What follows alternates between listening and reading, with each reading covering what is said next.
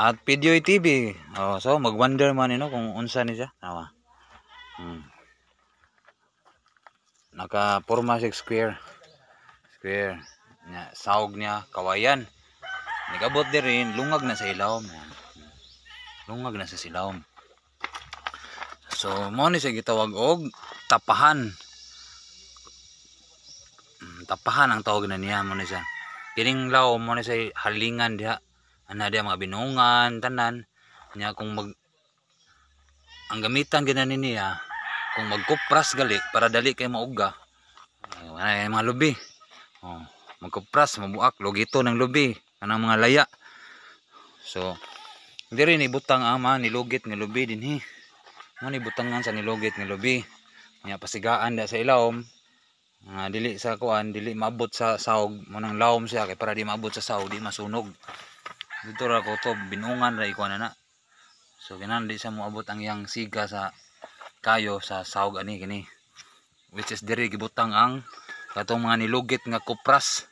Kupra ba kanang mga laya nga mga bunga sa lubi niyang ilugit niya diri paughon mo ni say padalian nga kuan paugan sa lubi nga kupras. So diri binungan po ni dinhi. So sige na sag aso. Ibok bang buntagay sige na nag-itsag binungan. Atong binungan nga mga laya na pod. Basta di lang siya ang yang siga di lang paabton sa sawog para dili masunog ang sawog niya, di ba? So mo ni sa tapahan. Ang gigamit niya sa aron madali og pauga ang mga nilugit nga lubi, kopra or kopra. So mo ni siya. Mo ni sa probinsya. Ari sa bukid. Ang uban ibuwad man sa init pero dugay man kay magipos-hipos ka. Kuyaw pa kay muwan. So kini siya mo ni sa mga anang instant pauga.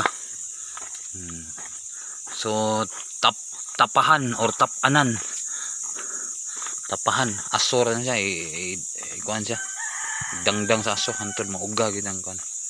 Ya, patimbang na dayon ig-uga sa kupras. Okay. Na may atop. Dili man siya mabasa og mag-uwan. Ay na may atop. Alright. Nakakuha na po mag-idea sa probinsya. Kung saan pagpauga sa lubi, mao ni siya. Ingani ang gibuhat sa probinsya. That's it.